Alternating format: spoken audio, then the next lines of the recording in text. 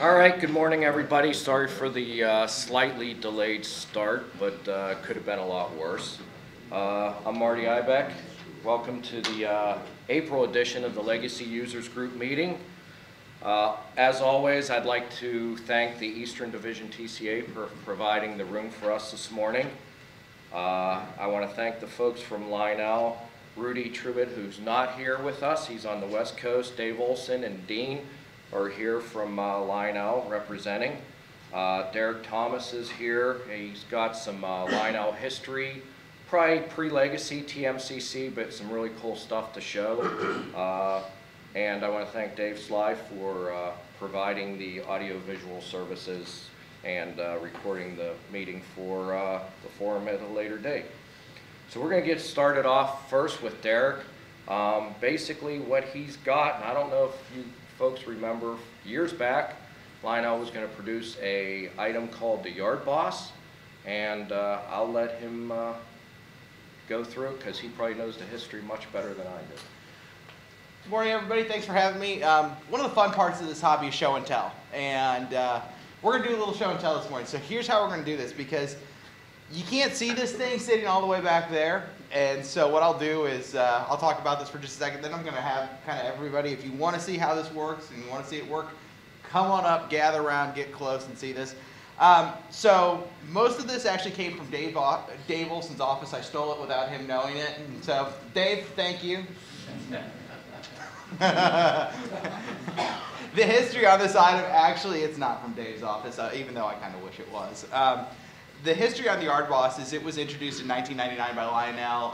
Some of you will remember it got a really, really small blurb in OGR going back in the day. Lionel brought it to show in '99, and then the whole project kind of vaporized along with the Odyssey motor right around the same time.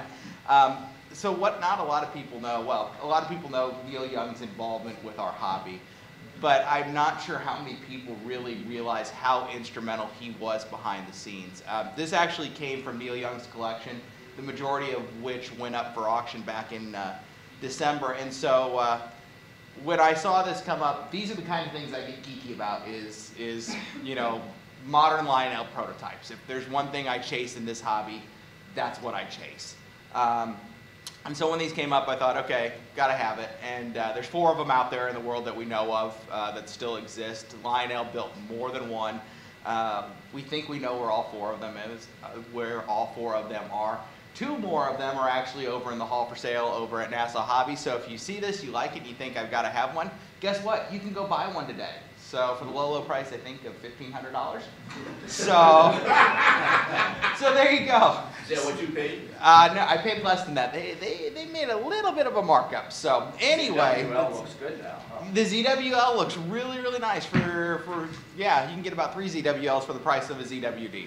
So what's cool about this, and like I said, you'll see it, there are a couple of features, and when I got this home, I wasn't sure, was this gonna work? You know, it's been probably nearly 20 years since this had been plugged in, so I spent a couple of nights kind of tinkering with it, trying to get brave enough to find a wall wart adapter that was going to plug this thing in.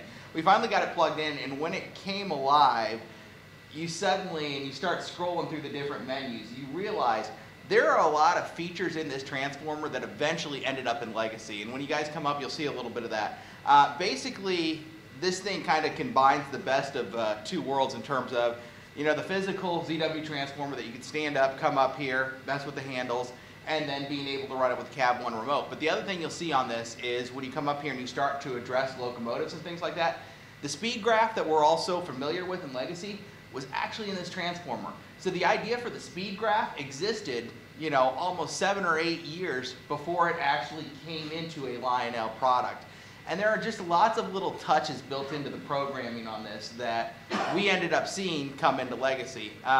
The coolest feature on this, and let's see if we can get it to do it, it's a little finicky after 20 years, but this is what everybody knows it for, is the flying handles. So and that was the cool thing about this. So as I'm moving the Cab 1 remote, you'll get the handle adjustment. You can get it on both sides. This could do 2 sides, so you could go, yeah.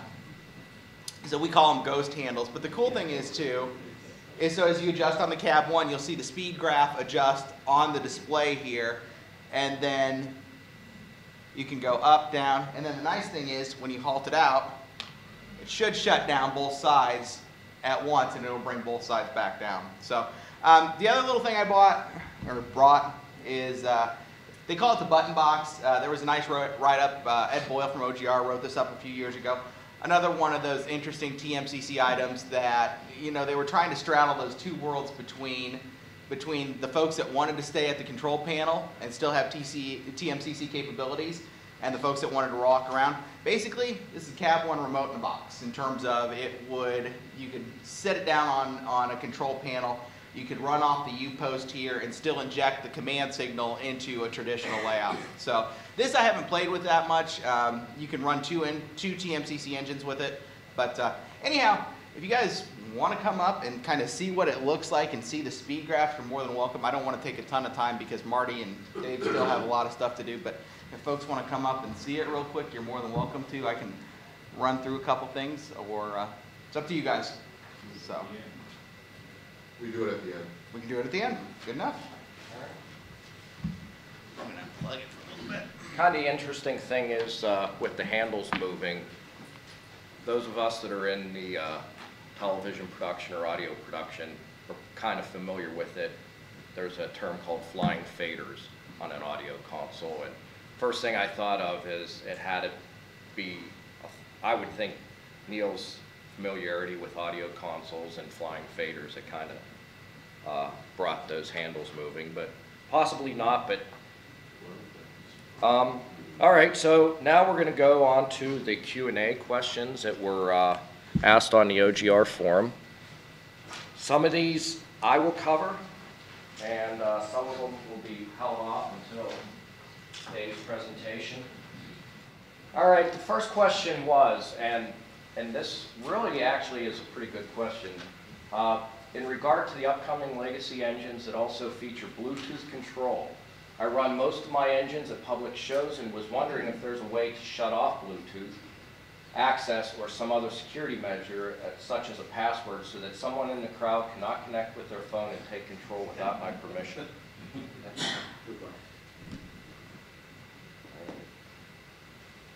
is really not cooperating.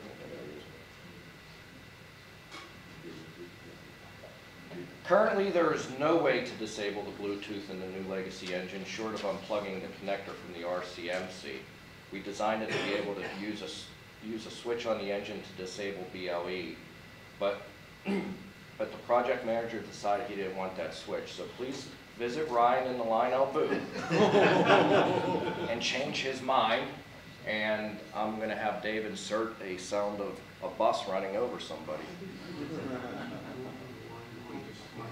And this is pretty much the same kind of questions, but I think it more pertains to the handheld. Is it possible to Lionel incorporate some kind of form of security into future software release?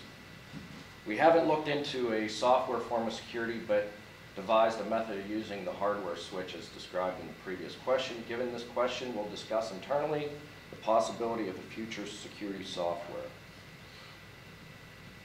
The only question I would like to have is sensor track explained in detail. I have a presentation. I don't know how detailed it is because I didn't want to take a ton of time. The manual is actually pretty good on this, and most of the information that I derived for my presentation came right out of the manual.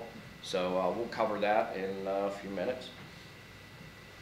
I have a legacy base and had a base 1L. I noticed that the base 1L didn't send out as strong as a signal as my legacy base. This would be from the base to the track signal. On my layout, the problem was 3 command control fast track switches that wouldn't respond with the base 1L, but worked perfectly with the legacy base.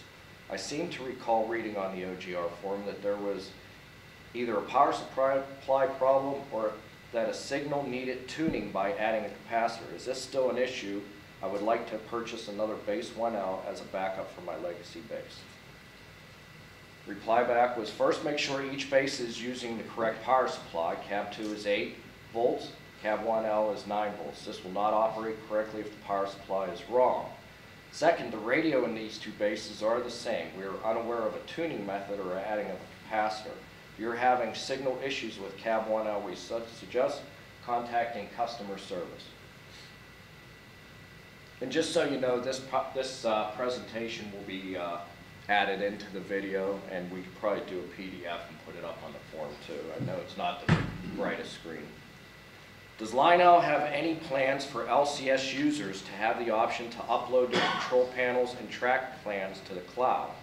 I have a lot of time invested in both types of files and want an option other than sharing with another iPad as a means to backing them up. For you that might not know, the LCS program, you can actually transfer your layouts to other users. I think we demoed that probably maybe 4 or 5 meetings back. Basically, by swiping, you get a screen that says, do you want to make your own or select another's users? And then you have a user press the LCS logo, and it would transfer his LCS layout to your iPad. So the answer back was, this was a great suggestion. We'll add this to the list and look into the future. So, and I've said this all along, you know, if you have an idea, I found Lionel very, very willing to listen.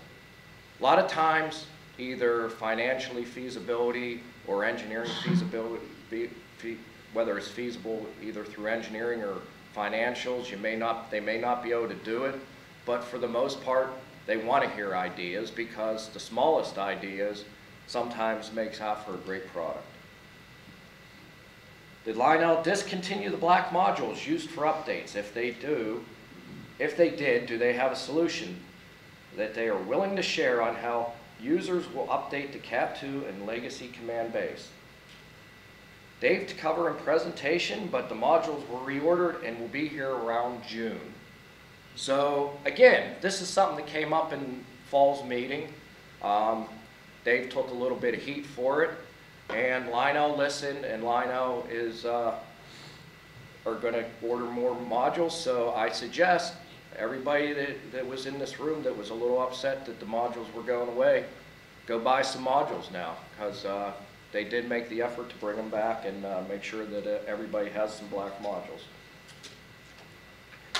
Would they add load detection at the motor by electronically sensing it as a junior version of the force coupler? For those not familiar with the force coupler, they're on the Vision Line Niagara. Basically, the coupler senses the load from the train and varies the labor and the smoke effects. So that's the force coupler. It's not anything to do with Star Wars or anything, for those who Jon actually designed this, and Lionel holds a patent on it, but we can never quite make it work right as expected. We'd like to revisit this again someday when we have more resources to focus on it, but as of right now, the mechanical form of the force coupler used on the Niagara is the only method. And they actually had a Niagara running on the layout yesterday. It's a very nice engine. It's the gray version, right, on the layout? I don't know if this has come up in prior years, but is there any way to create trains with TMCC engines or other TMCC cars on a cab 2 with numbers over 9?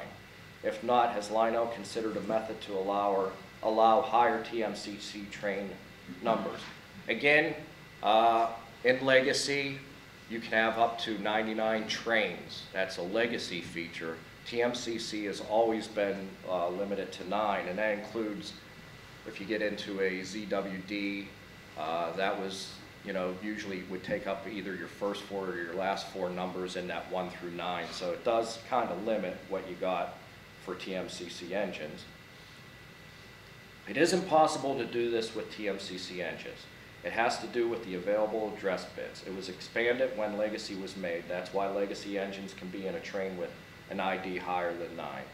So at this point, it looks like it's definitely a hardware limitation for TMCC engines. I kind of doubt that's going to change, and maybe Dave can expand on that a little bit.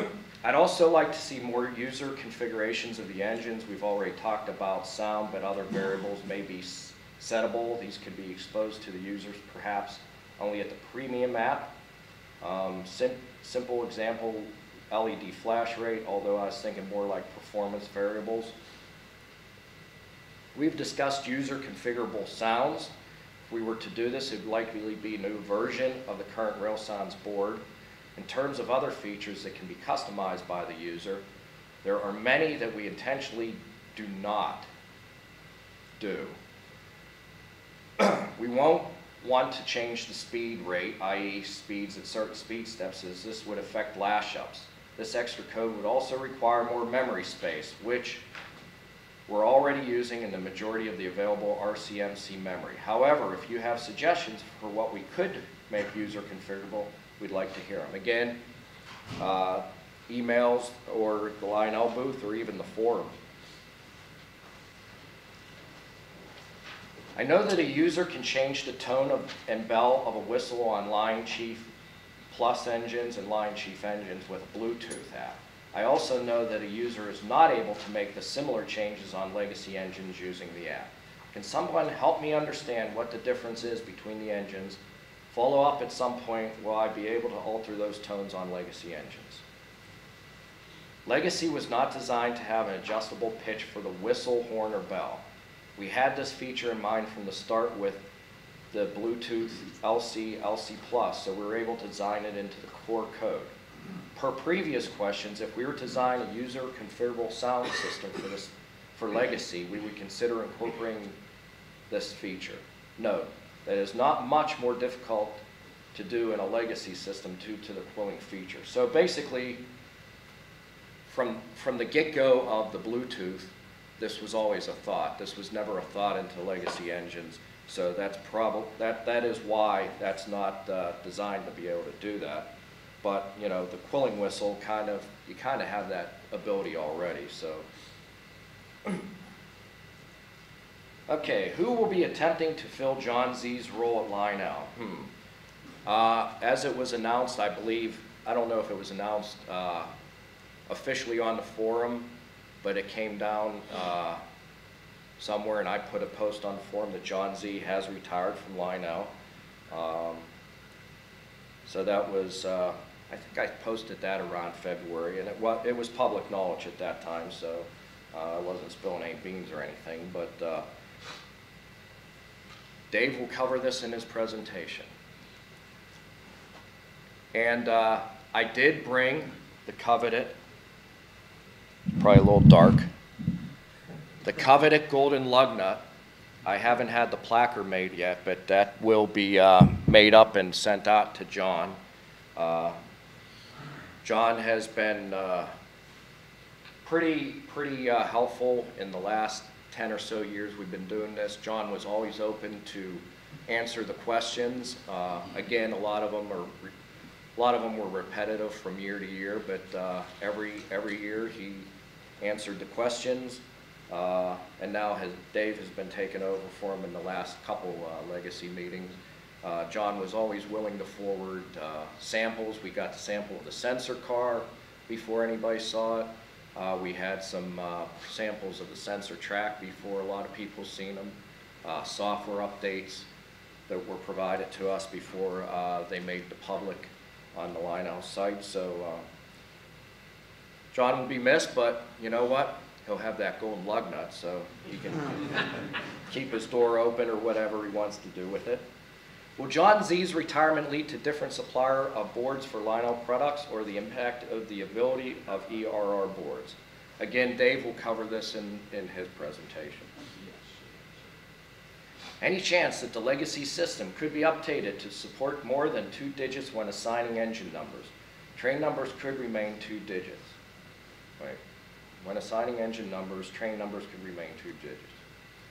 It is impossible for the legacy system to have an engineering addressing above 99. This is a core design limitation dating to the inception of TMCC. Protocol only has 7-bit addressing. This means only up to 128 channels are available. It was reduced to 99 due to the limitations of cab. The cabs, i.e. the cab 1 remote, cannot be made to enter 3 numbers to address an engine, and the cab 2 was made same for consistency. To do above 99 addressing would require new radio and protocol design that would not be backwards compatible with TMCC and legacy engines and cabs. Would really like to find out about what to do with more than 100, this is pertaining to the same question, what to do with more than 100 legacy engines sound cards. Can I simply buy another Cab 2 remote, or is the only way forward is to delete engines sound cards from the present remote? The sensor track was designed to be the fix to the problem of not having more than 99 addresses. You can give multiple engines the same ID. Obviously, you're not going to run them at the same time, so you'd probably have to juggle that a little bit. Then place a sensor track at the entrance to the yard or wherever your trains start their journey from. When they go over the track, they'll automatically update the info in the Cab 2. It's probably not the perfect solution, but basically if you're running steam one day and diesels the other, you could probably have those engines addressed. You know, you could have a steamer addressed as 2 and a diesel addressed as 2.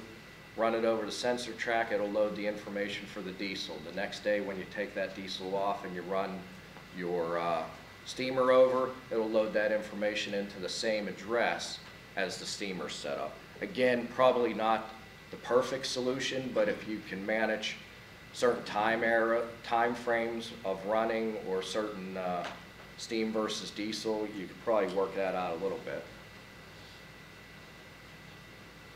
The other solution that, again, isn't perfect, if you want to make one database that has a certain collection of engines in it, save it to your PC using the legacy system utility, and then you can dump that, and if you have another set of engines, you can have a second database backed up and dump that into the legacy system. There's a couple ways around it. Again, none of them are probably perfect for everybody, but for some people it probably work out.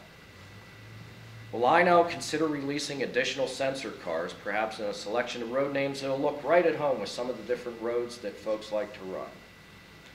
We won't be releasing any more sensor cars. We had to cancel the traditional size version because orders were extremely weak and the scale version barely made a minimum order. We're actually still sitting on the stock of the scale version. On the other hand, I've been trying, and this is Dave's answer, to convince Ryan to let me do a kit that people could buy to install the sensor in their existing equipment. I'm still working on that, another one to nudge Ryan at the booth on. And I believe the current scale car, the shell is, you can swap the shell to another, is that true? So, so if you have a different PS1 road name shell, you can definitely swap the shell. Will Lionel, perhaps their electric railroad company, consider offering sensor track kits the folks can add to their existing rolling stock? That seems like it'd be a relatively simple installation or add to an engine. Or would installing an IR sensor in an engine be overly complicated or prone to causing more problems than it's worth? See answer to the previous question. So if there is again, I hate to keep on emphasizing this, but Lionel loves to hear the ideas. Whether they get made or not is entirely up to how many people want it. So the sensor car, that was kind of one of, I think I kind of suggested that, and I know Jon suggested it. There was a couple people that thought that was a good idea. Obviously not as good as idea as we thought it was, but so the sensor kit may be a better option for most people because then they can put it in a variety of rolling stock and such. Finally, I don't think this is the final question though. What is the most important question? What does V stand in for IRV2? What does the V stand for in IRV2? I messed that up again. What does the V in IRV2 stand for? Version, Dave Olson's middle initial. Yes, it means version. If it were to stand for my middle name, it would be M for Maniac. I would like an update on Android support in the LCS environment. Will Lionel release a complementing app to iCab? We will not be doing an Android version of LCS app. An Android version of the iCab is still in talks, but will likely not begin development for another year. We want to make some large changes to the iOS version first, and that work will start next year. Cannot currently comment on what the changes will be as it's still in discussion. Will the new modular sensor be able to work with curved tracks? I made this suggestion on how to do this some months ago when the catalog came out, and I hope Lionel saw it.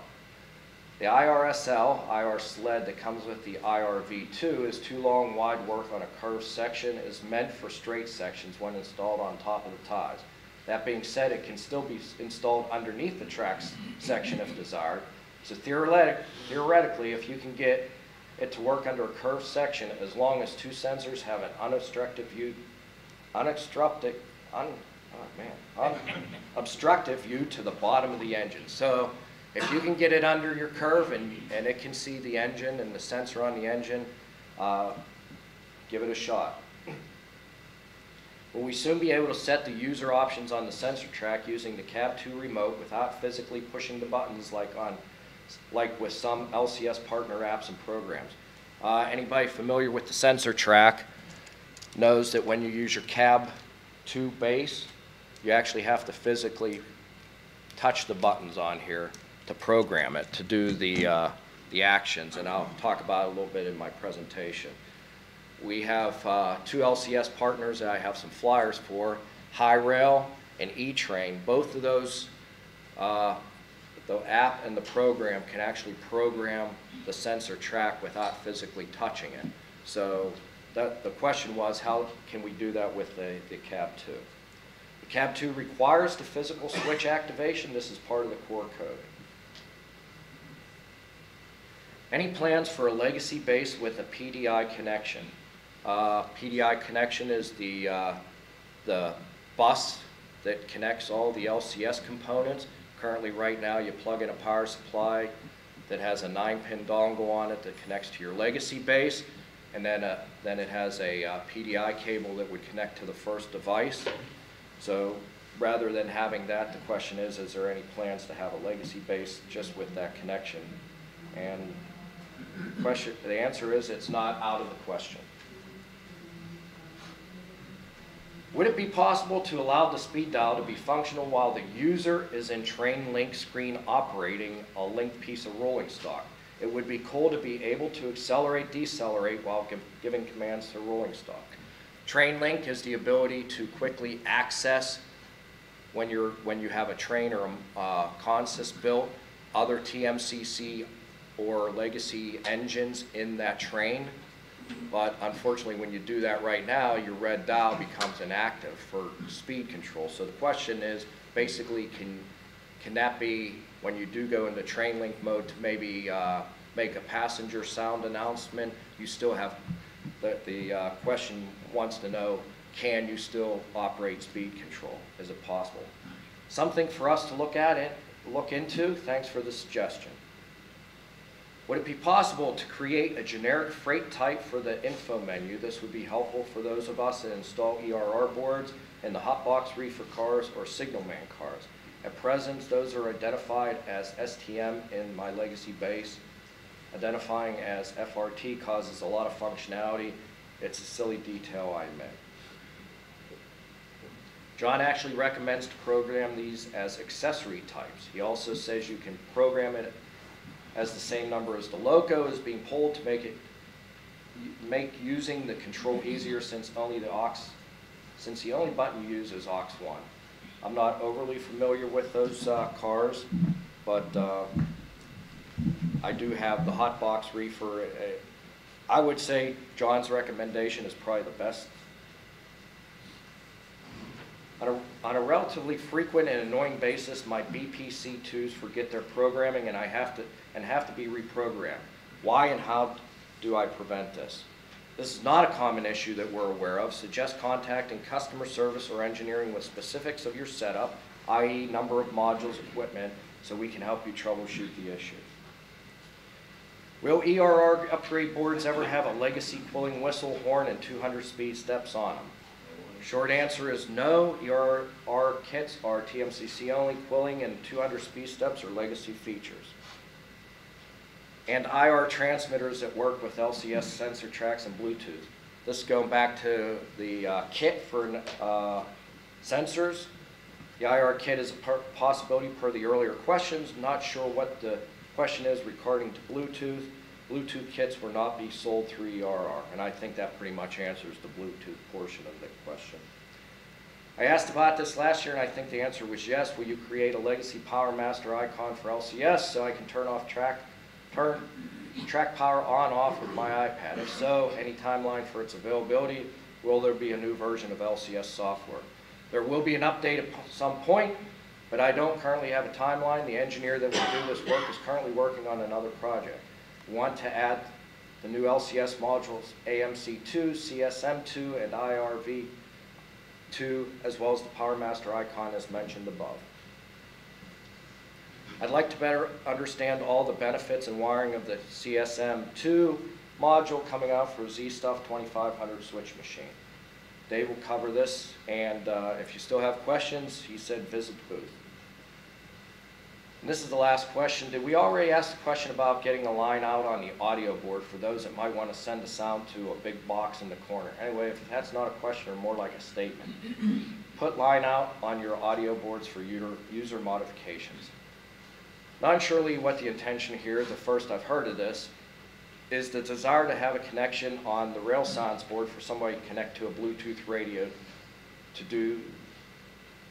so that the engine sounds can be transmitted to a large external audio system. Please visit Dave if you want to discuss further. A quick overview of the sensor track. I got one up here. Basically, a 5-inch piece of track has a couple PDI connectors on it, program and record switch. Works best with the legacy system that has the sensors on the engines. There's two sensor tracks. There's the original, which fits in the fast track. There's a tubular compatible. Both of those numbers are in this PowerPoint and will be available when the presentation. Again, that's the bottom side. You'll go in one PDI connection, come out. You can hit another sensor track, LCS module. The minimum requirements to use the sensor track is, of course, a legacy base. This is the power supply and cable that I talked about earlier. It has a power supply on one end with a 9-pin connector and a PDI connection to go to the sensor track. That's the basic setup. Very simple to install. The hardest thing is probably if you have a different track system, maybe incorporating into a different track system, or trying to drill a hole in your layout just to get the PDI cable up there, but it's pretty easy. That's the PDI cables. They sell them in, I think it's 3, 10, I want to say 20-foot increments. They also have a coupler now that if you need to go a little bit further. These are examples of the sensor and on the different engines. A diesel is usually on the fuel tank somewhere, just a small little divot. On the tender, you'll probably see a little board behind one of the wheel sets. And they're also available on some rolling stock, and I noticed the 21-inch passenger cars also have them on it. And I think these started showing up around 2010. I think if not the first engine, one of the first engines was the Vision Line Hudson that had them in it. So the sensor track allows for 7 pre-programmed actions, they call them. So whether the they're also direction dependent. These 7 actions include grade crossings, bell sounding, yard entry and exit, and there's actually one for speed changes, but the speed doesn't really change. And again, these are direction dependent, so one direction you might say you're going into the yard, and the other direction it'll say you're going out of the yard. Also included are 2 recording sessions, and these are user dependent. It's all considered one action, but depending on whether you're going from left to right or right to left, you can have 2 different recordings. Approximately 200 plus commands. Got to keep in mind, anytime you're sitting there quilling your whistle, you're filling up that buffer of those commands. So you want to kind of think about your recording before you do it, making sure you're not just randomly blowing whistles or randomly doing something that really doesn't add value to the recording, because you'll eat up those 200. You can eat up those 200s pretty quick. these are the list of the actions. 0 is basically the sensor track doesn't do any kind of action. You're not going to get a whistle blow. You'll still read the engine data, but that's about it. I'm not going to go through these in detail, but you get the crossing, you get the bells, and again, direction dependent. And I can't emphasize that enough because unless you install the sensor track correctly in your layout, you won't get the expected results when your engine goes across it. So, you know, just pay attention to that. Another thing the sensor track will give you is as your legacy engine goes over it, this one's not as well, but you get diesel fuel gauge and you get steam, water, and fuel levels that are reported back from the sensor track. And for those that have used this before, basically you can refill up the fuel by pushing the reset R on your remote, hold it down for a few seconds while the engine stopped, and you'll get some dialogue about refueling. For the water, hold down the water fill, you get the sound of rushing water, let it go, and you'll get the engineer basically telling you your water's full. So on a cab 1, or a cab 2, I'm sorry, to set the action, but since we don't have anything really hooked up, basically the sensor track wants to be an accessory. So in the cab 2 world where you don't have the apps or anything, you'd go over, push and hold the program button, the light begins to blink. You're going to go on your cab 2, you're going to hit accessory, and it's 2-digit programming, so you got to get, for 1 to 9, you got to go 0, 1 through 0, 9, and then anything beyond that would just be the number. Hit set, hit aux 1, and then from the list before, you pick an action. And then once you do that, the program LED flashes and then goes out and indicates that you've had programmed in that sequence. Sensor track has 3 different recording capabilities we talked about a little bit. I'm only going to cover one real quick. The three modes are: 1, any engine that goes across that sensor track that has an IR sensor will activate the recording. Mode 2 is you can pick a specific engine to go over that sensor track, and only that engine will trigger the playback. And mode 3 is similar to 2. It will only be triggered by one engine, but you can also select certain other devices that are on the TMCC network, so that if you have a large group running trains and you want to make a recording, you can kind of select what items are going to respond to the recording. So again, pretty simple to do a recording. Again, because you're using your cab, you may be using your cab 2, you walk over, you push and hold the record button, it'll start blinking. That's a record ready mode. It's waiting for a legacy engine to cross it with an IR sensor. The next engine it runs over, it will start, and again, direction dependent, depending on the recording you're doing. So you run the engine over. When the engine crosses the track, you'll hear a bell. That's the beginning of your recording. Start paying attention to how many bell whistles or bell sounds you're doing, how many whistles, change of speed. You know, if you're really doing a recording for a certain reason, try to maintain focus on why you're doing that recording, and try not to do any extra sounds and stuff. So when the engine crosses the track, it'll ding. You can now start running locomotives, switches. Basically, you're not singling out any devices, so it's basically going to record any input from the cab 2. At the end, to end it, you push the button, you'll hear the double bell from the locomotive, and the recording is saved. Basically, playing back any engine that runs across that sensor track now will play back your recording. And any device that was included in that, and this is only for one, will play back. So at the start of the playback, your LED will blink. Once the playback is finished, the LED will go out. You can stop the playback early either by pushing the sensor track button, and this one command you can actually use the cab 2 to turn off the stop the playback. Some examples of use for the sensor track.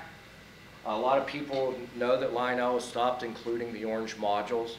One of the things that the sensor track does is load all that information that used to be on that orange module into your legacy base. A lot of people say we don't want to incorporate them into our existing track plan. I guess a alternative is to make a programming track that may not be on your layout. It may be underneath your layout where you can run your legacy engine across and have it programmed. Before and after crossing grades, you can put them on either end. And again, because they're direction dependent, depending on which way the locomotive is coming, you can have that sound. Use it for yard approaches, like I said, make the custom recordings. You can automate a loop. One of the things I would suggest if you're doing any kind of a loop, when you start the recording of the sensor track, make note, and this is where the pre-assigned speed commands come in. I would suggest selecting one of those pre-assigned railroad speeds going into the recording. So when you hit that track, you're at a certain speed. Do your recording, and if you're doing a loop, the last command you should put into that recording is back to the speed you started the recording with. So that engine, every time it hits that sensor track, is always going at the same speed for playback. I found that the recording is very accurate. That if you hit that sensor track at the same speed and you stop that locomotive at a certain point, speed it back up again, and as you come along and finish that recording and you set that speed back to where it was entering that sensor track, that locomotive will pretty much stop within an inch of that spot where you might have had that stop in that recording. So it is fairly accurate. LCS iPad functionality, pretty poor graphic, but once again on the PowerPoint. Basically, when you run a locomotive across the sensor track, it can tell you the direction it's going. It'll give you the ID, and it'll also give, see if I can zoom in. Yeah, it'll give you the ID of the engine and the road number of the engine and the name of the engine. So if you've got a sensor track in the back and you're trying to figure out what's back here and what's running, it can show up and tell you what direction and give you some more information. This is basically a same thing with the sensor boxcar, so let's talk about that a little bit. This is the sensor boxcar that was released and will no longer be produced. But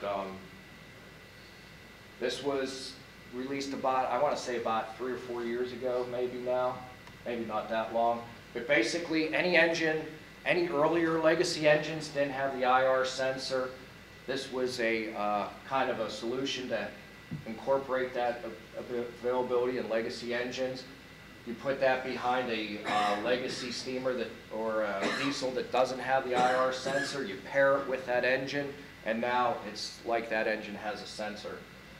With TMCCs, now the sensor boxcar only puts out legacy or triggers legacy commands on the pre-selected actions.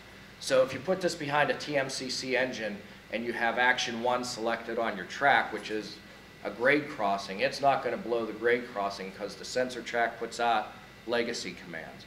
But you would have to create a recording using TMCC, and it will record TMCC commands. So when that goes over, it basically plays back the recording using TMCC commands. Again, just another look at it. Little module on the bottom of the sensor track, or the sensor car. I did mention there's a couple of apps out there, Hi-Rail being one of them. Hi-Rail app, along with running some legacy engines and working with the LCS modules, also allows you to do all the actions from an app. Now it does require the Wi-Fi LCS module, but it allows you to do all the actions that you had to come up and push the program button or the record button. Well, now using this app, you can do all the arming of the recordings, all the playbacks, and all the actions from the app. So now the sensor track can be buried in a mountain somewhere or back behind your layout where you don't necessarily have to push the button. E-Train console is another, this is a PC program, basically the same thing. Now you don't have to be next to the sensor track. You can actually touch, or you can actually program all of it. And this app, or this program actually gives you some other parameters that, like drive, motor stalls, product revision, product ID, status, fuel levels. So a little bit more information on the E-Train console. It just depends on what you want to try to accomplish. And finally, again, we talked about this a little bit. Some of these apps and PC programs had kind of found a small issue with, and it's not really an issue necessarily with the sensor track, but some of the apps query the sensor track a little bit more, which caused some noise. And if there was some noise on the bus, it would have a bad effect. So if you find that you arm a sensor track and it won't stay in the armed record mode, chances are you need this little PDI filter. They're available from Lionel customer service. I thought they gave it a number, and Dean might know, but again, the only symptom that I've found is when you go to arm a recording, whether you're using an app, and I actually had it happen on the cab too, as well, is it won't stay armed and it won't let you record. So if you're having that issue, buy one of those, get one of those little guys, you put it in the last open spot on your PDI network, and you'll be good to go. So that's all I have for the sensor track. I'm going to invite Dave up now. Good morning, gentlemen, and Derek. Good morning, sunshine. Not a morning person. First off, before I get into my presentation here, I'm going to do the same thing Marty kind of did, but direct it more towards him. Very thankful that he does this meeting. I think we all are, right? He does a great job. He prepares for this, as you know, weeks in advance, and lots of communication with me and the other members at Lionel, and he really does an excellent job. So just want to say thanks to him for that. So if any of you don't know who I am, I'm Dave Olson, Director of Engineering at Lionel. Start with black modules. After our meeting last York, basically went back and we all talked about it, decided to make the black modules again. So those have been produced. They're just going to be on the next shipping container from that factory, which will be actually pretty soon. So they should be here in June. Quantity enough for more than 15 years. So that was kind of the deciding factor originally in not remaking it, was because the minimum order quantity was so high. Compared to the number of these that we sell, we'll never run out. So please buy black modules for all your family, all your children, everybody. Anyways, we got them back. We'll dive into Jon Z here. So Jon Z, if you don't know or are not familiar with him, but he's basically my predecessor now. He was the Chief Technical Officer of Lionel for over a decade. Started Electric Railroad before Lionel, and then Lionel hired him and bought Electric Railroad from him. Has been instrumental in everything technological from Lionel the past decade. Really revitalized or revamped Legacy, the RCMC board. He was instrumental in the new RSL3 board. Sensor track, LCS, really a brainchild of Jon. A very, very smart man from California, and has become an extremely huge mentor and friend in my life. And him and I spend many hours talking, and I've learned way too much from him.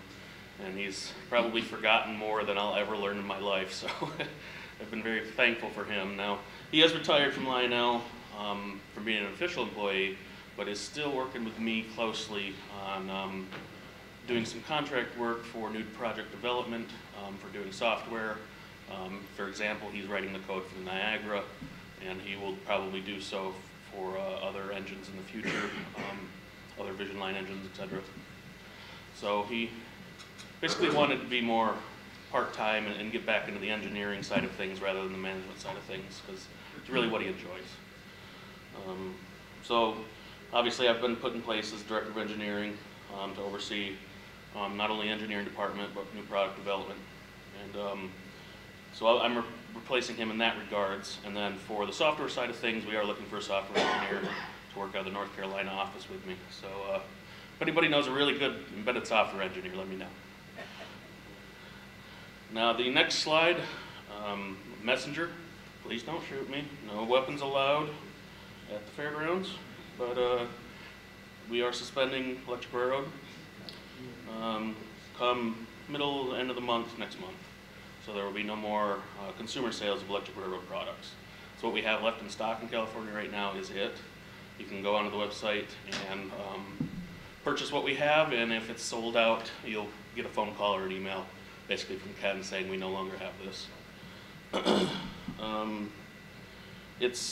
With that being said, there's always the possibility of reopening Electric Railroad in the future, but I doubt seeing that happen. It's really a decision from the top about the financials and other things like that. So we will be making announcements on both the Lionel website, Electric Railroad website, and as the OJR forum, probably in the weeks to come. So this is really the first public time of telling people that it will be closing. But the manufacturer side of Electric Railroad will continue. So we will still make and sell the boards to Atlas and to Third Rail. So their product will not be impacted. This is just simply the consumer sales of Electric Railroad will cease. Any questions on that before I continue? Dave, is there any possibility that they will just offer some of these boards as parts, the way this? Yeah, that discussion hasn't been had, but and you and I talked yesterday too, and I think we should have some discussions. At the end of the day, none of these are my decisions. I'm not able to make these decisions. It comes directly from Howard. So. But I definitely suggest pursuing what we had talked about. I mean, since they're going to continue manufacturing the boards, putting them in the parts system is not exactly a huge... Well, right. Well, we're manufacturing the boards, but it's going to go directly from the factory directly to their factories. They're not going to come through Lionel, if that makes sense. Yeah. So we'd have to order the boards, bring them into customer service, make it a Dean problem. He needs more gray hairs. Oh, Dean loves problems, doesn't he? Oh, he does. Don't you, Dean? Thanks, Dave. You're welcome. I'm here for you. All right, LCS monitor software. So a lot of you probably know about this, working with Rudy in the previous few months as beta testers. We're going to make this public now. And actually it's ready to go. We're just working with the website people to try to get it on the website so people can download it. If you can't wait until then, you can actually email us and we can just email you the software. But basically this is a monitoring software that engineering created for the development of the LCS components. So what we've done is stripped out all the engineering side of things that people wouldn't, consumers wouldn't need, and it leaves you with this utility that you can configure your LCS boxes from your computer. You can configure your Wi-Fi settings, which is very helpful. It's a lot easier, and people have actually been able to use their Wi-Fi boxes with their routers now. So, and there's other things. You can do diagnostics on your modules. So you're saying, oh, I keep having this problem. I can't figure out what it is. Well, this utility helps with that. And it also has a very basic cab control. It's very fuzzy. You can't really see it, but basically gives you a legacy command in a little window so you can send commands to your railroad. I mean, it's very basic, but it's a good software. We won't not be providing live customer support for it, but we are providing both a video and a PDF document on how to use the software, and it's really simple. So it's very easy to use if you just read the instructions, follow through. How do you acquire it again? We'll have it on our customer service website. We're aiming to. We just haven't been able to yet. If you want it before then, just email me or customer service and we can email you the software. Can I suggest that you put in your PDF that don't change the block code? Yes, I actually think we did. I think it says, hey, if you change this, good luck. There's some things in there that would mess you up that we locked out of the software too. So, because obviously you could easily break your software using the engineering version of this, and we don't want people doing that. So. Okay, so I put this in there over one of the questions on the CSM2. I had this on the LCS display that I built last York and have it working again this York. And these should be shipping, I want to say mid to late summer. But CSM2 and the IRV2, which I'll be covering next, really kind of a funny story I developed. It really was John and I, because we both use guardrays and Ross Track and DZ2500s, and we're like, what do we do for ourselves? So this, we developed this on the weekends and tested it, and it was like, hey, this is so cool, we can make it a product, so we did. So that's where it came from. Now the CSM2 controls just the DZ2500 switch machines from Z stuff. That come on the Ross switches and some of the, I think, guardrays maybe, I can't remember. But you don't need to use the DZ25 or 2001 data driver wire because this provides the serial data directly from it. And then this also provides the sense for the LCS app on the iPad app up to 7 of the switch machines. So it'll automatically throw the right direction on the app. And it also, we had some extra room on the module, so there's 4 outputs for BPC functionality. A lot of times people will have different blocks by their switches, so this just makes it convenient as the module will already be there. And then we also created a product, a breakout board that goes separate with it. Right now it's available through Electric Railroad, and working on making that a regular Lionel product. That's the PCB at the bottom left there. It really makes, it does quite a few things, but it makes wiring easy for one. The second is, in testing, we found that with the non-derail feature, if you actually have a derail on the switch, it can send a pulse back through to the DZ2500 and actually damage the switch machine. So we put some passive components on that breakout board that prevents that from happening. And then also, the Lionel version of the breakout board will also have a connector for the push button that comes with those switch machines. So, a lot of functionality in this little guy. I'm pretty happy about it. Any questions on that before I go? All right. The next is the IRV2. I also have this on both on the LCS display and actually on the blue table, on the outside loop with the Niagara running over it. So I got some samples I can pass around to show people. These are just engineering samples, so they're prototype boards with 3D printed covers, but people can look at them just so you know kind of the size of them. I'll start over here with the other one. Did you say prototype? Okay, let me. 1,500 right there. You'll be watching before you leave.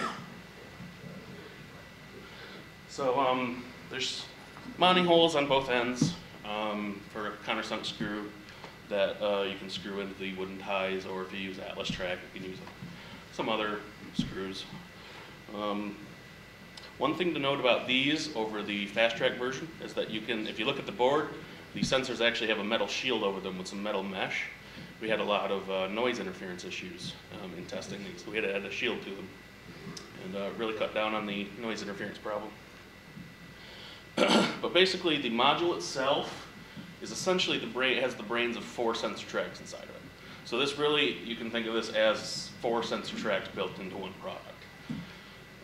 You have the little sled guy there that is passing around, and it connects with one wire up to one of those 4 connectors on the top. And each of those channels will have the same memory storage capability as one of the Fast Track sensors does have now. So the IRV2 will come with 2 of the sleds, and then if you want additional sleds for the other 2 slots, the sled's available separate. Any questions on that guy? They program the same as the... Yeah, as far as from a customer viewpoint, it looks exactly the same on the apps. It programs the same, the record features the same. So we wanted people to be familiar with it. Dave, Here's the guy in here. in your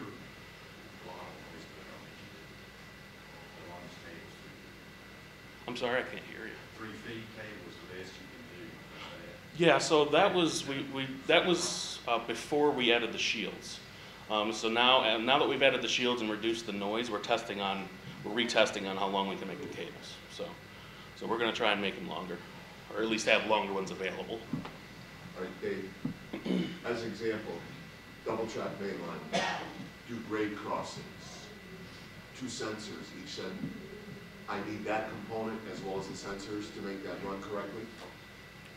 Yeah, so the module is basically, the Fast Track version has 2 circuit boards in it. Basically the sled and the brains of the Fast Track module. Right, but So- I use guardrail, or Ross. Correct. So you would buy one of these, and it would come with 2 sensors. You'd buy 2 more sensors separate sale, and that would be enough for your dual crossing. Okay. Yep. Good. And then next slide I have here. This is basically an outline of what Marty already went over. This, just outlining what the sensor track does. Sensor engine information of the cab 2, water fuel levels, the action commands, and the record commands. So what Marty went over. And one thing that I always find fun is that it is directional. It has 2 sensors, so it knows what direction it's moving. So that way you can do the specific commands if you don't want it to do a command in one direction, but you do in the other. Works that way, so I think that's great. That's all I got.